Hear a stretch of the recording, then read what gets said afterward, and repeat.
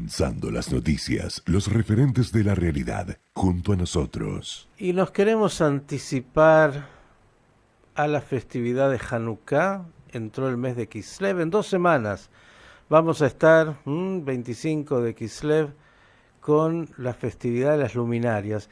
Y en general la gente, dice, el milagro de Hanukkah, el aceite que duró 8 días, la reinauguración en el templo de Jerusalén, pero el milagro es algo mucho más profundo.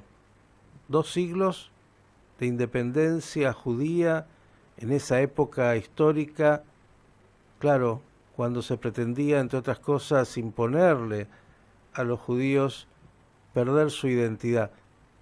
Vamos a tratar de analizar lo histórico, lo ideológico y mucho más con un especialista, como corresponde, porque hay textos, hay libros que hablan de lo que pasó durante toda esa época. Lo haremos ni más ni menos, con quien fuera el director del Museo del Libro, a cargo de los rollos del Mar Muerto de Qumran, el doctor Adolfo Reutemann. Querido Zeev, qué gusto de tenerte con nosotros. Hola, Miki, un gusto saludarte aquí desde Israel, desde Herzliya.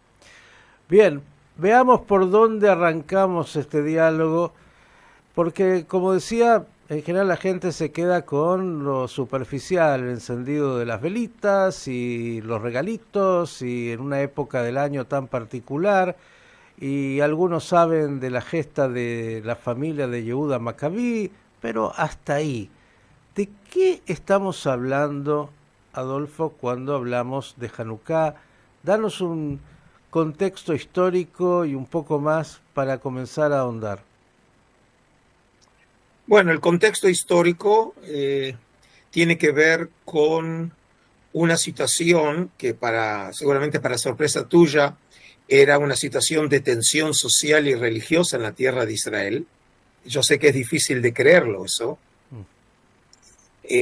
Entre fuerzas que podemos llamar fuerzas conservadoras, judías, con lo que en los textos aparecen como los mitiavnim, es decir, como los grupos filohelenistas dentro de la sociedad judía en la tierra de Israel, que precisamente veían ese encierro cultural, religioso por parte de los judíos, algo impropio. Por el contrario, ellos lo que querían era abrirse a lo que llamamos el mundo, la civilización griega de esos años. Y comienza una lucha entre estos grupos liberales y estos grupos conservadores en un marco en donde la tierra de Israel está dominada por los griegos y específicamente por el reino Seleucida, que era el reino de Siria. Otra vez para que entiendan los oyentes o participantes de esta entrevista, los griegos habían llegado al oriente en el último tercio del siglo IV, y después de la muerte de Alejandro Magno, hay lo que se llama la lucha entre los sucesores, la guerra de los diadocos, que como consecuencia 2 generales se dividieron una parte del imperio. Una parte quedó en manos de Egipto, que es la dinastía de los Ptolomeos, y la otra, la de los Seleucidas, del general Seleuco I. Entonces, para el siglo II... Estamos hablando antes de la era común, por si acaso alguien... La era común, la tierra de Israel está controlada por los griegos, y en esa época en que está controlado por los griegos y los Seleucidas, hay un rey de la dinastía Seleucida que asume su función, que es Antíoco Epífanes IV. Algo así como el 175 antes de nuestra era. En una situación compleja desde el punto de vista geopolítico, porque más allá de esas tensiones dentro de la tierra de Israel entre, como dije, estos grupos liberales y grupos conservadores.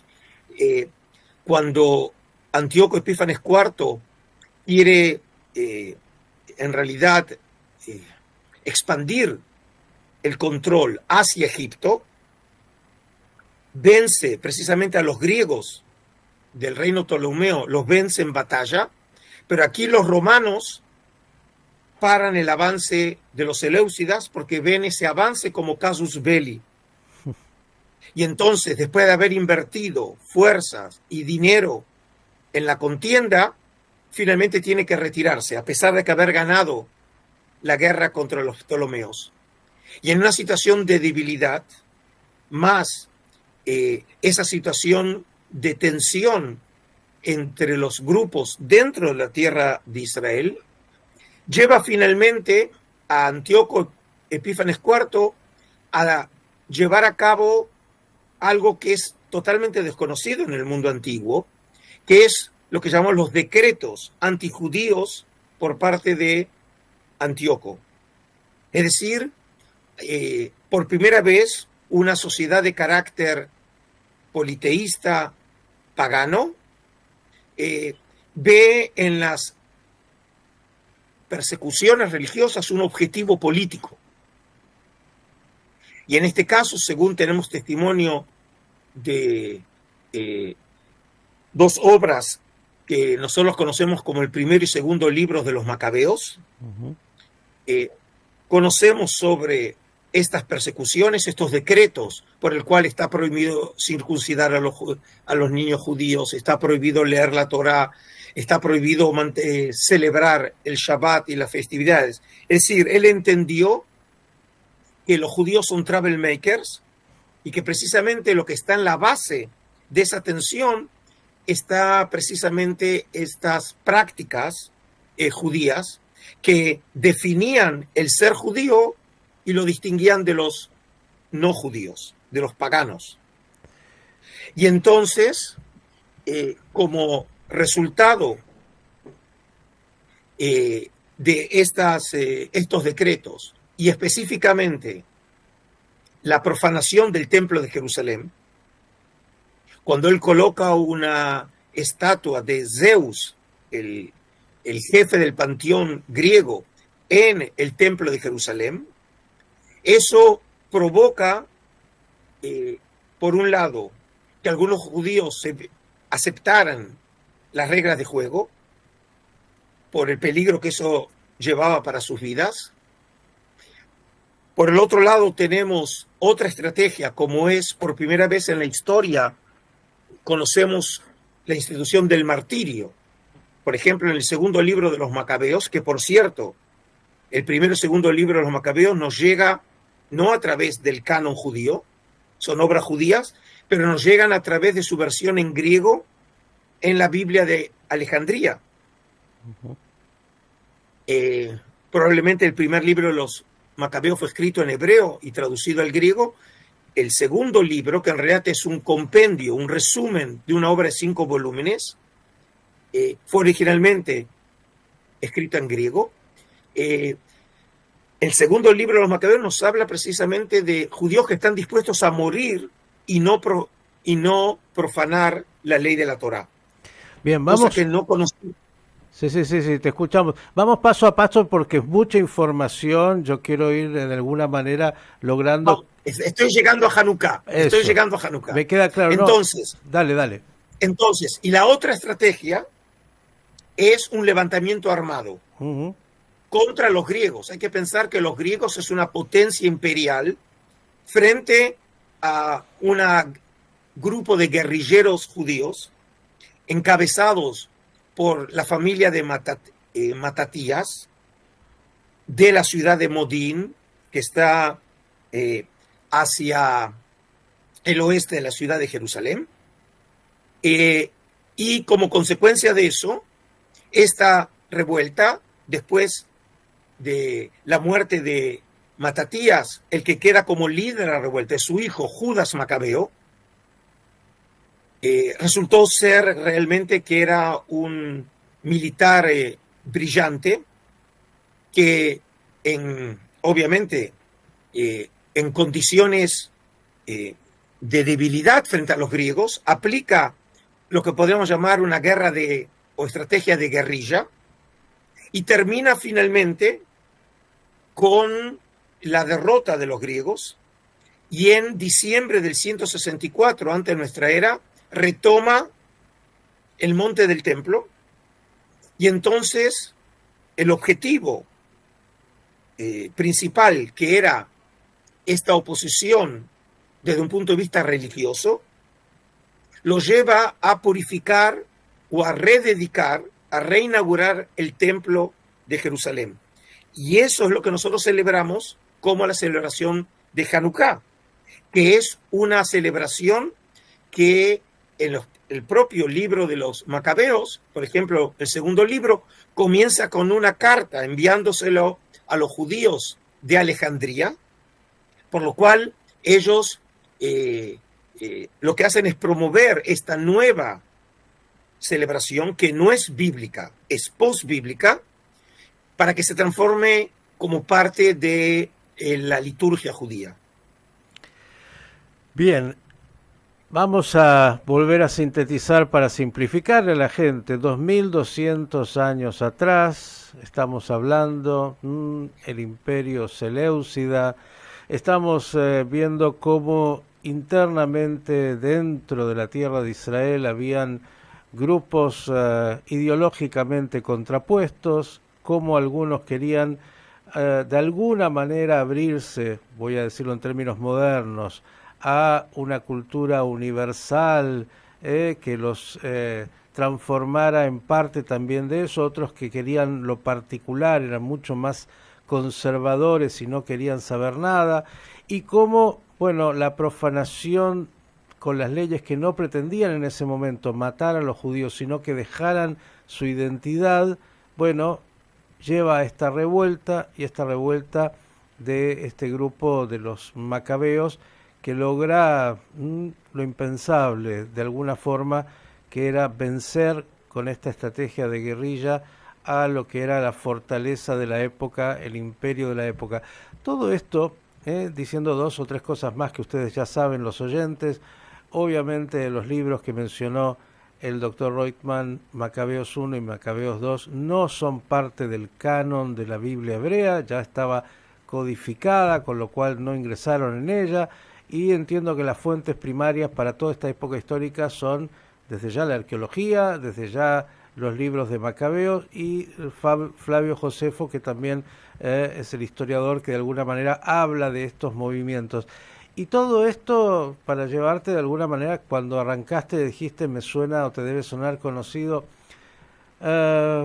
cuántas analogías que uno podría hacer con estos tiempos, ¿no? Poderes externos que se pelean por el dominio y distintas reacciones internas a lo que es esta realidad y cómo confrontarse con ella. Hay analogías para esta época, y cuando se habla de ese milagro de la reinauguración y de lo que significó, después hablamos de 2 siglos, ¿no? Más o menos hasta el año 70, en realidad, que fue la destrucción ya por los romanos definitiva y el exilio definitivo de los judíos de la tierra de Israel. ¿Es así más o menos? Mira, yo sé que obviamente el objetivo tuyo es clarificar y sintetizar, y mi función es precisamente complicar todo. De eso se trata. Usted tiene que ampliar. Entonces, estamos hablando acá de una celebración que se va desarrollando con el tiempo. Uh-huh. Por ejemplo, una pregunta que es muy interesante, y es, nosotros hoy ¿cómo celebramos la festividad de Hanukkah? Nosotros prendemos velas, 8 velas, en un orden ascendente, es decir, cada día agregamos una nueva vela. Uh-huh. ¿Desde cuándo sucede todo eso y por qué sucede eso? Y el otro punto que tenemos que tener en cuenta es que seguramente la respuesta de muchos es fácil la respuesta, es por esa vasija con aceite que se encontró en el templo, cuando todo el aceite estaba profanado y había uno que no había sido, estaba todavía sellado, y cuando se prendieron el fuego, sagrado duró 8 días. Ahora, esta leyenda aparece en el Tratado de Shabbat, en el Talmud de Babilonia. No tiene ningún valor histórico, pero nos muestra algo muy importante, y es que en la perspectiva rabínica cambió el espíritu de la historia. Mientras que la historia original ponía el énfasis en el poder humano y militar, como decimos en Israel, hay que ayudar al milagro. Y los judíos en este caso se ayudaron, ¿sí? Precisamente levantándose contra los griegos, luchando contra ellos en el campo militar, no solamente rezando. Esta política, que podemos decir es una teología activista, que por cierto, en mi tesis doctoral que escribí sobre el libro de Judith, que probablemente fue escrito en la época de los macabeos, en el último tercio del siglo II antes de nuestra era, y que después de siglos va a estar asociado también a la fiesta de Hanukkah, a partir de la tradición medieval, en donde vemos justamente que aquí una mujer, que por cierto se llama Judith, sería la versión femenina de Judas Macabeo, termina matando a Holoferne.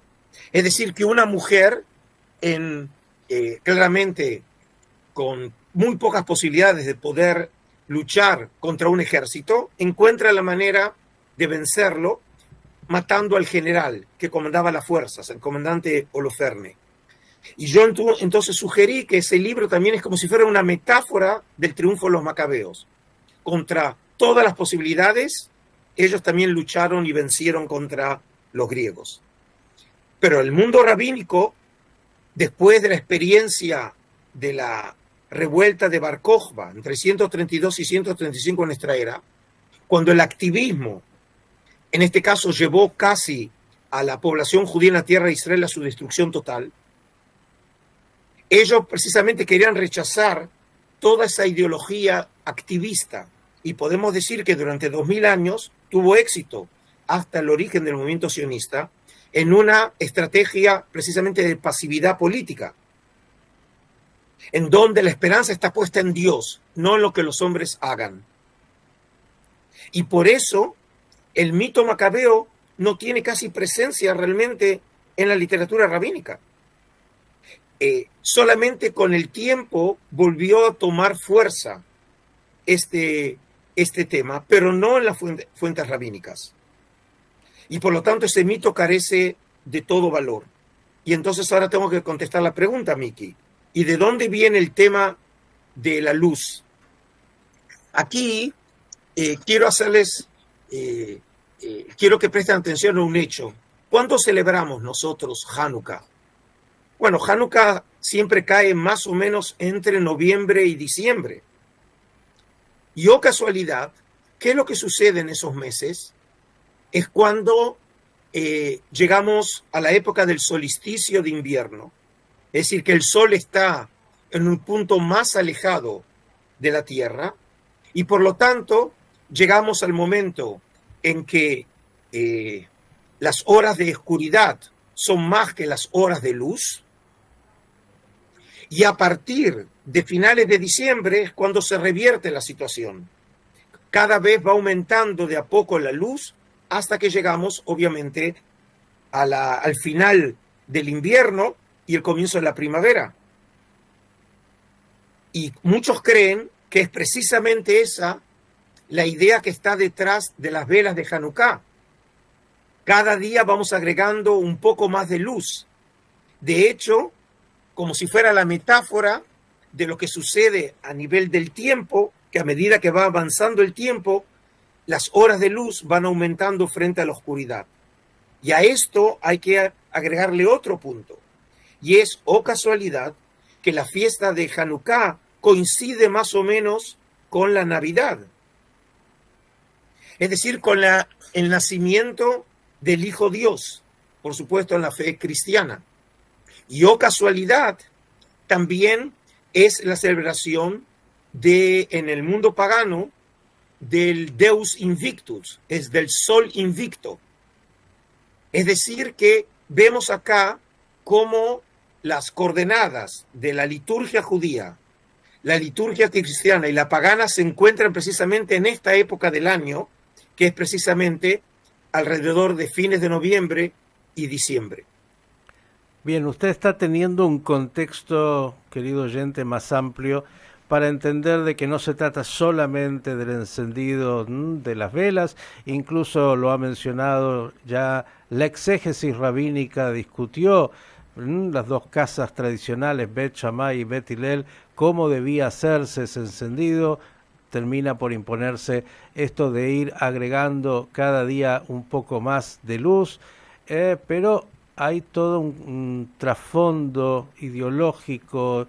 Incluso decía también el doctor Reutemann, claro, la acción humana y luego viene la exégesis rabínica, ¿no? Es decir, acá hubo una situación militar muy concreta y luego los rabinos a posteriori pusieron el acento en otros lados para poner obviamente la presencia de lo divino como el elemento de alguna manera que inspira esta festividad, que también ha explicado, bueno, es la reinauguración de ese templo de Jerusalén, pero con todo lo que trajo también a posteriori. Hablamos y dijiste, quiero volver a la figura de Bar Kokhba, porque lo mencionaste como un tema que casi lleva a, pero estamos hablando ya después de la destrucción del segundo templo, con lo que es la dispersión ya de los judíos. ¿Y por qué lo traes a Bar Kokhba y qué significó en ese 135 de la era común era ¿qué? Era una especie de, le decían el Mashiach, ¿no? Era el Mesías de la época. Mira, no alcanzó con Jesús, había que buscar otro más. Mira, por lo pronto, la figura de Bar Kokhba, que en el calendario judío está asociado a otra celebración que es de Lag BaOmer,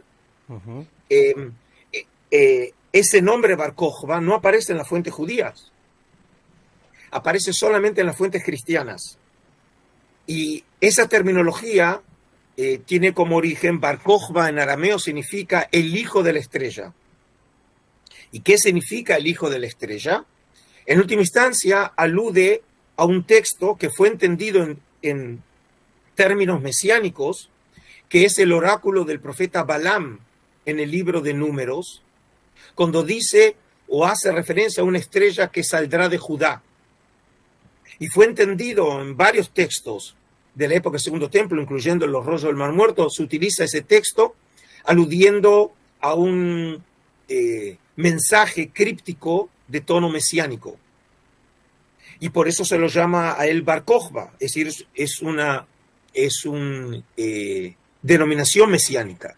Y aquí, fíjate, es interesante que tenemos una historia en el Evangelio de Mateo, en donde los Reyes Magos siguen una estrella. ¿De dónde viene esta idea de la estrella? Porque obviamente en el mensaje cristiano, en el Evangelio de Mateo, acaba de nacer el Mesías, que es obviamente Jesús. Y entonces vemos cómo otra vez los temas se entrecruzan. Pero todavía quedé en contestarte algo que vos dijiste y me pareció también muy relevante, y es cuando hablamos nosotros de las tensiones sociales y políticas en la época de los macabeos, obviamente tenemos en claro que recuerda mucho lo que vivimos hoy en Israel. Y aquí, por ejemplo, cuando enseño el tema, les muestro algo que me parece que da mucho para pensar. La época del Segundo Templo, que comenzó con la destrucción del primer templo por los babilonios y el exilio a Babilonia, va a durar aproximadamente 700 años. Y finaliza esa época no con la destrucción del templo, sino en realidad con la derrota de Bar Kokhba en el 135. De esos casi 700 años hay solo 100 de independencia, y es la época de los macabeos.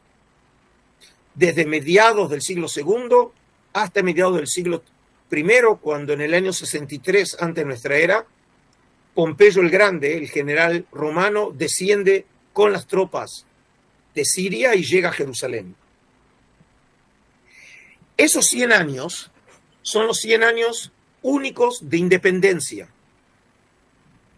Pero es una época muy tensa desde el punto de vista social y especialmente religioso. Por ejemplo, podemos decir que el fenómeno de las sectas no surge, pero eclosiona en toda su fuerza, con toda su fuerza en la época del Segundo Templo. Ese es el contexto en el que tenemos que ver el comienzo de la Comunidad del Mar Muerto. Esa época es la época en donde encontramos grandes polémicas en derredor del Templo de Jerusalén. Esa época muestra una gran polémica en derredor de la legitimidad del gobierno de los macabeos. Y no solamente eso, los macabeos, por ejemplo, hacen algo que nunca sucedió ni antes ni después en la historia de Israel, y es que el gobernante secular es también el sumo sacerdote. Es cierto que los macabeos eran de descendencia sacerdotal, pero no de la casa de los sadoquitas, que era la casa que tradicionalmente se consideraba de la cual tenía que ser nombrado el sumo sacerdote. Es de ese Sadoc que había sido el sumo sacerdote en la época de David y Salomón. Entonces, el gobernante macabeo es todopoderoso. En su cabeza tiene dos coronas, la corona del rey David y la corona también de Aarón. Y además, fíjate, cómo nosotros siempre celebramos Hanukkah. La idea que tienen los judíos es que se echaron a los griegos, que la luz echó a la oscuridad, como dice una canción muy popular. Pero en la realidad, el reino macabeo es un reino helenístico judío, que lo que hizo es combinar o tratar de articular elementos del mundo griego con elementos judíos. Y por ahí un ejemplo, dado que esta no es una cátedra, lo voy a dar simplemente con los nombres. Ahí complicaste la cosa mucho. Digo, para lo que la gran mayoría piensa, fue un triunfo absoluto de la identidad del pueblo de Israel y expulsamos a la cultura helena que quería de alguna manera contaminarnos. En la realidad es otro de los mitos que siempre nosotros nos contamos a nosotros mismos, ¿sí? Y te voy a dar un ejemplo, Miki. Cuando nosotros hablamos, por ejemplo, de los gobernantes macabeos, no sé si prestaste alguna vez atención que tienen dos nombres. Por ejemplo, un gobernante de los estelares, no es rey todavía, Juan Hircano I, tiene un nombre hebreo, Juan, Yohanan, y tiene un nombre griego, Hórcanos. Tenemos el gran rey de Judea, que él ya es sumo sacerdote, Alejandro Janeo, Alexander Yanai. Obviamente es un nombre griego. Pero ¿cómo se llamaba en hebreo? Jonatán. Tiene dos nombres. Ahora esto es interesante porque, Miki, nosotros también tenemos dos nombres. La gente me conoce por Adolfo, pero en Argentina me conocen por mi nombre hebreo, Zeev. En Israel me conocen como Adolfo. El hecho de tener dos nombres implica que en realidad vivís en dos mundos. Y eso es lo que está sucediendo en esa época. La época de los macabeos es un intento de articular la identidad judía que se va construyendo en esos años. Por eso muchas de las prácticas que nosotros llamamos judíos nacen en la época de los macabeos. Un ejemplo, Miki. No hay albercas rituales antes de la época de los macabeos. En la arqueología las conocemos desde mediados del siglo II, que es la época de los macabeos. Lo mismo sucede con otras prácticas, como por ejemplo las prácticas alimenticias de la kashrut. Es decir, los judíos se distinguen de los no judíos por lo que comen o por lo que no comen. ¿Sí? En general podemos decir que el judaísmo como lo acaba de argumentar en un libro reciente el profesor Jonathan Adler de la Universidad de Ariel, que se llama El origen del judaísmo. Él es un arqueólogo y él arguye que desde el punto de vista arqueológico, todas las prácticas que podemos denominar o llamar prácticas judías, las conocemos desde la época de los macabeos. Entonces, en la época de los macabeos, que tratan de fijar la identidad judía, también tratan de crear un reino helenístico. Y entonces vos decís, ¿y eso qué tiene que ver con nosotros? Porque en la realidad de Israel hoy queremos tener un Estado de Israel judío y democrático a la vez. Y el resultado es un caos. Usted nos está diciendo que no todas las prácticas y la identidad judía se consolidó en el Sinaí, donde fue todo ya resuelto y dicho.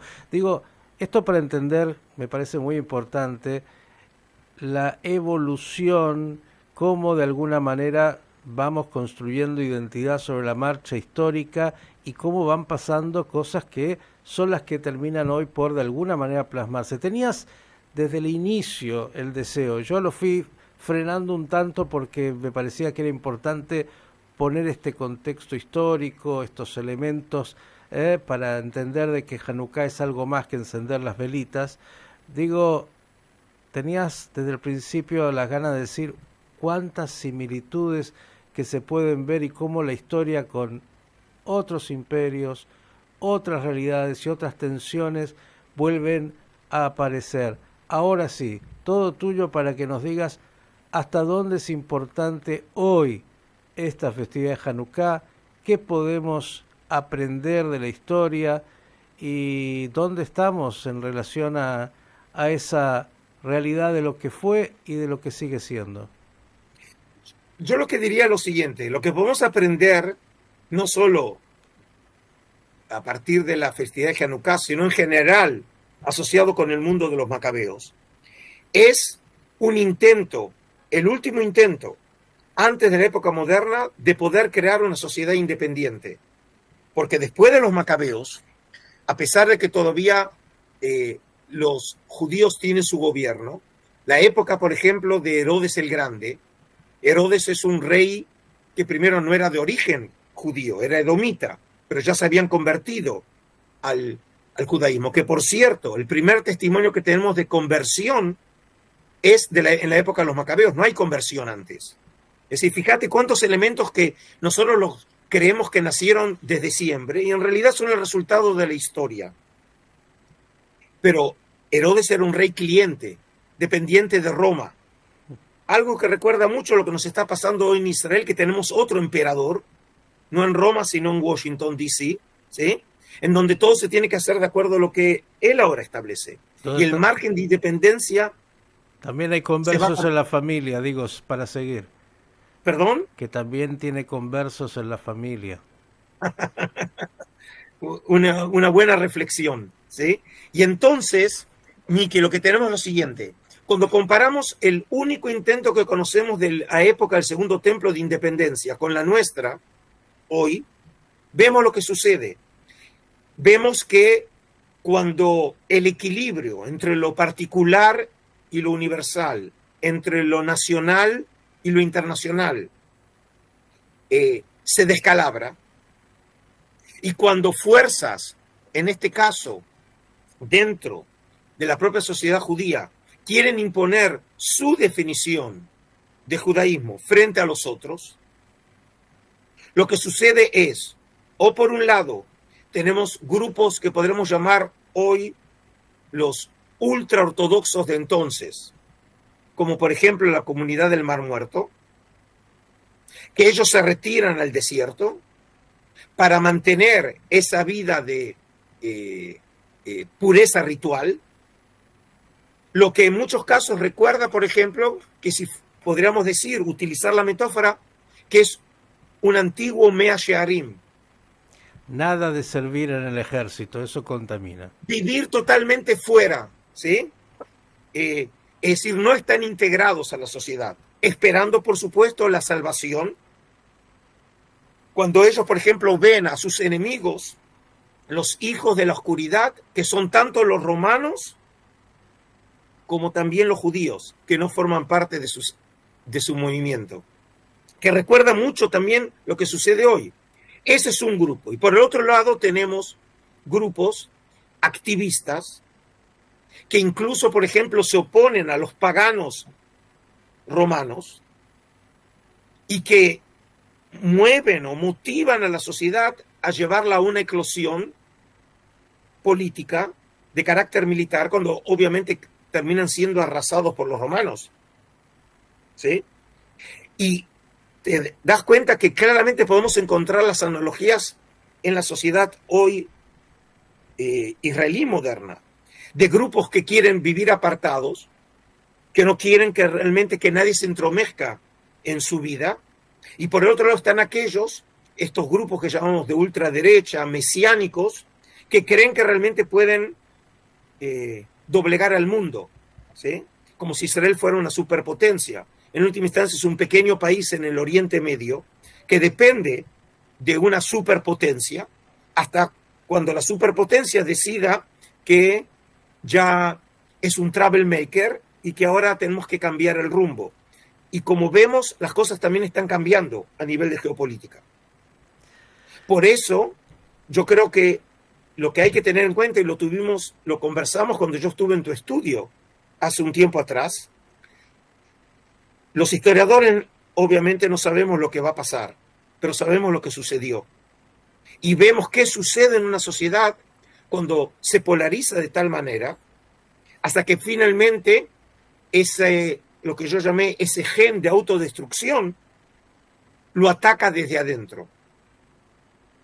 Y, por ejemplo, tenemos algo que hoy en Israel tememos mucho. En la época de los macabeos tenemos guerra civil. Josefo nos cuenta de una matanza de 800 fariseos que hace Alejandro Janeo, en donde uno de los grupos invita al rey Seleucida que invada la tierra de Israel contra el rey judío.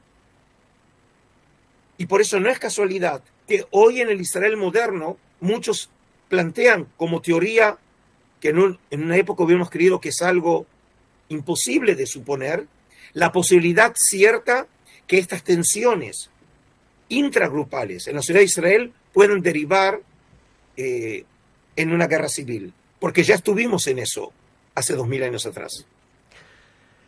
La necesidad de estudiar la historia, Maaseh Avot, Siman Lavanim, lo que ocurrió con nuestros antepasados, debe ser una señal para estudiar a los hijos y entender, bueno, que la historia se puede repetir si es que miramos y hacemos lo mismo. Por eso es tan importante saber que Hanukkah no es solamente un milagro de encender velitas. Yo, para cerrar y agradecerte como siempre, quisiera que digas, hoy, mirando justamente todo ese contexto histórico, ¿cuál te parece que es el verdadero milagro? Yo siempre digo, el milagro del aceite, no, ese no es. Ese es el que nos contaron los rabinos, como usted dijo. Pero hay algún otro milagro que todavía hoy podemos festejar. Mira, yo creo que hay un gran milagro. El hecho de que exista el Estado de Israel es un milagro. El hecho de que hoy mis hijos que nacieron en Israel no tuvieron que esforzarse como nosotros en estudiar hebreo, sino para ellos es simplemente la lengua materna de ellos. Ese es un milagro. El hecho, por ejemplo, que hoy tengamos una cultura judía, israelí, vibrante. Tenemos de las mejores universidades del mundo, que hemos creado aquí en Israel realmente un país poderoso militarmente, pero también económicamente. Ese es un verdadero milagro. Y por eso, como dije, hay que ayudar al milagro. Y por eso la importancia de poder defender la democracia, que es otro milagro, en un país que vive desde su mismo nacimiento en un estado de guerra. Y de toda manera, todavía, y con todos los problemas, sigue funcionando el sistema democrático, que está hoy bajo un fuego cruzado. y basta con decir lo que sucede y seguramente ustedes lo contaron a la audiencia con Suprema Corte, los ataques al presidente de Suprema Corte. Es decir, hoy realmente la democracia está a la defensiva, pero todavía, digamos, hay una gran masa de la población israelí que cree precisamente en el Estado y en sus fundamentos, y por eso espero que la Hanukkah pueda servir también para iluminarnos a todos en un año muy difícil, este próximo año, que es un año de elecciones.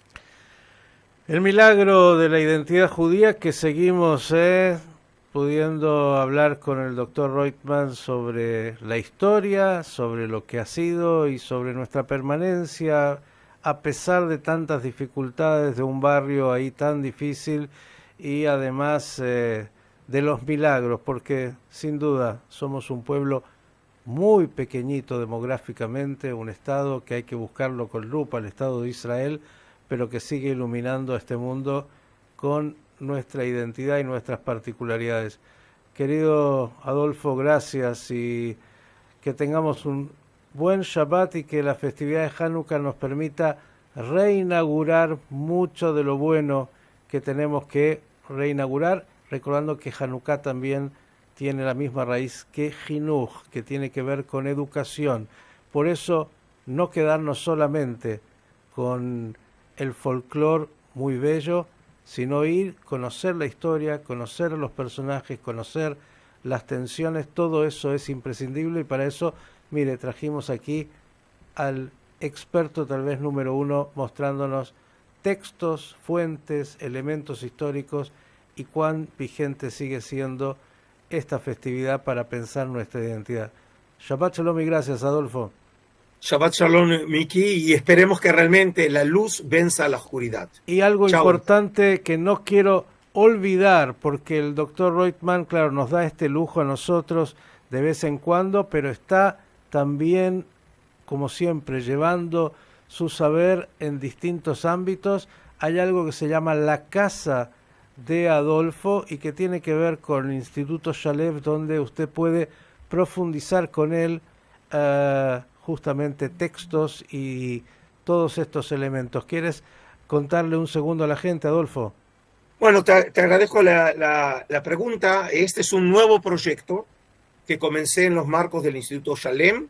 Estamos ahora todavía en la época de inscripción. Comienza este nuevo curso en enero del próximo año.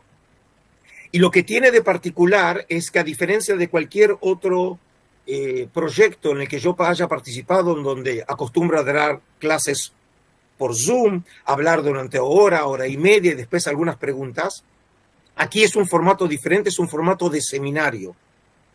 Y la idea, en vez de hablar temas como la idea de Dios, ¿sí?, aquí es totalmente lo contrario, centrarnos en textos, conocer textos. Y el primer texto que va a ser el centro de el curso entre enero y junio del año 2026 va a ser el libro de los jubileos. Y, oh casualidad, el libro de los jubileos nace en la época de los macabeos. Y por eso esa obra es de alguna manera el espejo de todo lo que estuvimos hablando, la tensión entre el nacionalismo y el filohelenismo, el análisis de grupos sacerdotales en oposición a otros grupos. Todo eso se ve precisamente en esta obra, que, por cierto, el original fue escrito en hebreo y los testimonios físicos de esta obra más antiguos del mundo están entre los rollos del Mar Muerto. Así que con entrar al Instituto Shalem, ahí pueden encontrar la información sobre Casa de Adolfo. Van a ser 6 encuentros, 1 por mes, 3 horas, y la idea es que la gente se prepare a lo largo del mes, cosa de que yo no sea el único que hable, sino que todos podamos estudiar juntos, como es un seminario universitario, y poder todos aprender uno de otros. Y te agradezco precisamente que me hayas hecho esa pregunta. Señores, hay un inscripto, soy yo, ustedes también, pero cómo no estudiar con Adolfo los textos, y que eso nos ilumine a todos para seguir comprendiendo la realidad actual y la de siempre. Gracias, abrazo, Shabbat Shalom. Shabbat Shalom. El doctor Adolfo Reutemann, qué lujo que hemos tenido. Mire, nos anticipamos a Hanukkah, claro, es lo que tenemos que hacer, ir iluminando el camino.